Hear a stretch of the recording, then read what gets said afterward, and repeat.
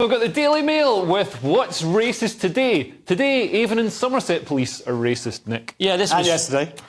Yes, true. So this is a shocking story. It's trending on Twitter. So Frontline officers hit out after their own chief constable says force is institutionally racist. And this was Sarah Crew, Avon and Somerset Police Force, as you say. I'm sure you've seen the clip. She said, "I don't think not being a racist is good enough anymore." And she also said, "We are institutionally racist." And some people point out, well, why didn't you resign then?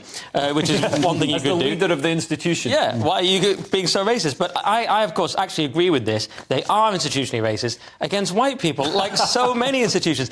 Cheshire Police were successfully sued in 2019 for discriminating against a man who was a straight white male, who they said was an ideal candidate, but didn't get the job purely because of his immutable characteristics. He wanted to go into the police force like his father, and he couldn't. And he won an employment tribunal, proving that some of the police are actually racist against white people. This reminds me of when the Church of England sort of got rid of Calvin Robinson. He certainly ended up leaving. And they were saying to him, "We're institutionally racist." And he, as a black person, was saying, "No, you're not." There's almost bizarre white middle-class people saying, "No, we are." It's like a weird self-flagellation. So they're institutionally racist against white people, but you're also agreeing that they're institutionally racist against black people? No, no, not really. I'm saying it's kind of... So your example, well, I'm being a bit which is a valid example, is also when there are other things here where you're 6 times more likely to be stopped and searched for black heritage in that police force. That suggests. But if you're looking at, I mean, the sort of demographics that commit more crime, and this is the problem. I worked in criminal intelligence in London, and I mean, this is the problem. If you don't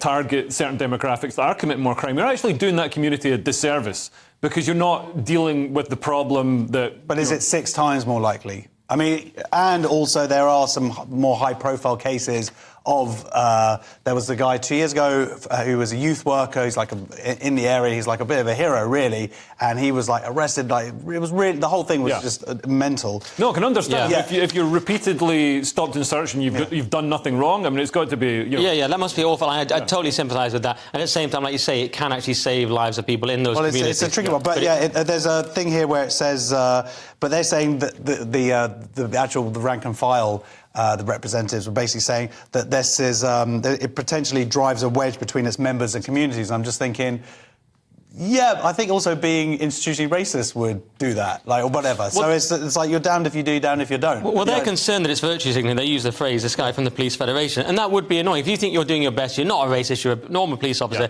then your leader comes out and says, "We're also racist." It must be very frustrating. And then they get on with murdering women. Well, there's that.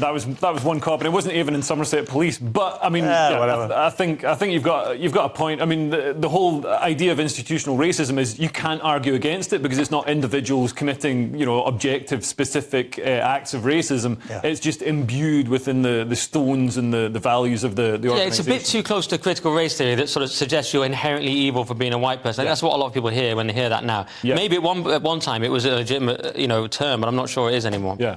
Moving on, we've got the Telegraph.